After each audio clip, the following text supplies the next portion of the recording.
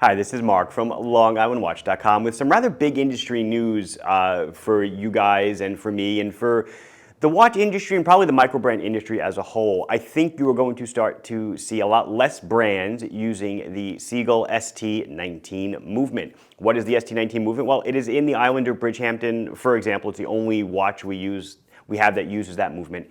It is basically the preeminent affordable mechanical chronograph movement. It is made by Seagull, clearly in China. Prior to that movement, I would say it was the Polyat 3133 by Mac Time. That was the big one.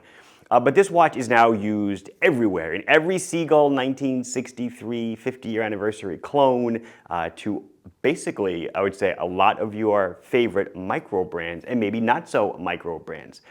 So Seagull has put down a statement that to their sales force that essentially you can only buy the movement now if you order it in bulk of 10,000 units at a time.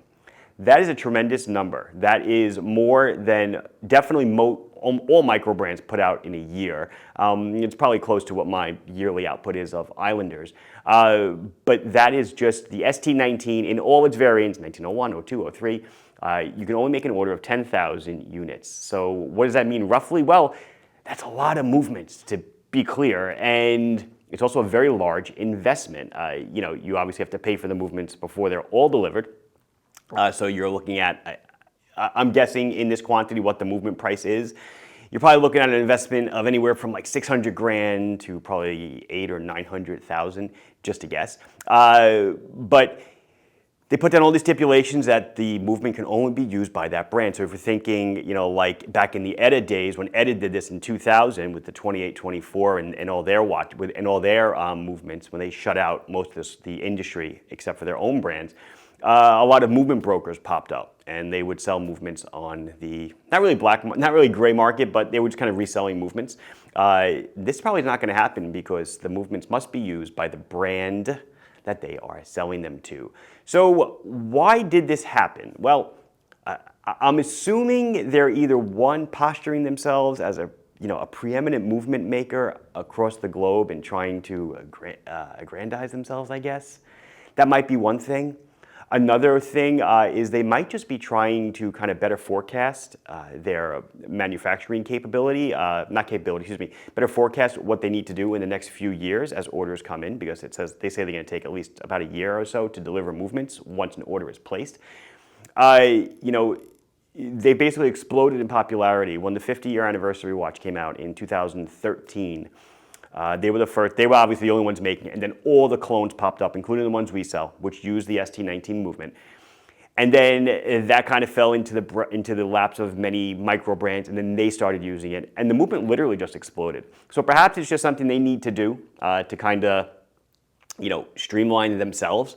I'm doing this video. There's a watch that I'm going to have a video on this weekend. It's a Hemel Islander collaboration that Marvin is selling at HemelWatches.com.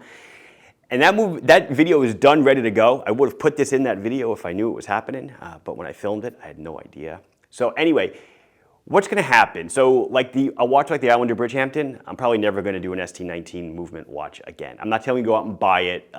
That's not what this is about. I'm trying to deliver you some news. But I will say that a lot of the micros that use these movements, I don't know what they're going to do. They're going to have to transition to using a different kind of movement, or they're going to have to put on their big boy pants and put down a rather large chunk of change. Another thing that they could be trying to do is get Seagull movements into bigger brands, on bigger brands' radar. 10,000 is a large quantity, so maybe, can you imagine a Seagull movement in a large established brand's watches? That would be interesting. But one thing is for sure, we will see other brands now step up to the plate, much like Sellita did 20 years ago. You will see other brands, such as Peacock, another Chinese movement manufacturer, start to, ramp up their own production of their own chronographs. I know Peacock does an automatic chrono. I'm not sure they do a mechanical chrono. I'm sure they do. I'm sure they can. So you'll see them start to fill the holes. And that's basically where, this is the last thing I'm going to say, the ST19 comes from. The ST19, in case you're not aware, is more or less a clone of the Venus, a Swiss Venus 175 movement. The lore has it that Seagull purchased all the plans, production equipment, tooling, etc., to create the ST19 from the Venus factory on closeout. They say the same thing, by the way, about I think Polyat or MacTime on the 3133. They bought it from Valjoux or something like that. So who knows if it's true or if it's not, but one thing's for sure. I guarantee you're going to start seeing a lot less ST19 movements on the market.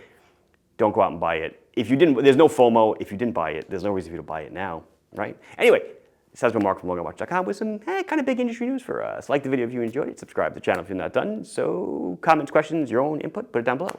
I'll be sure to address it when I can. Thank you for watching. Bye-bye.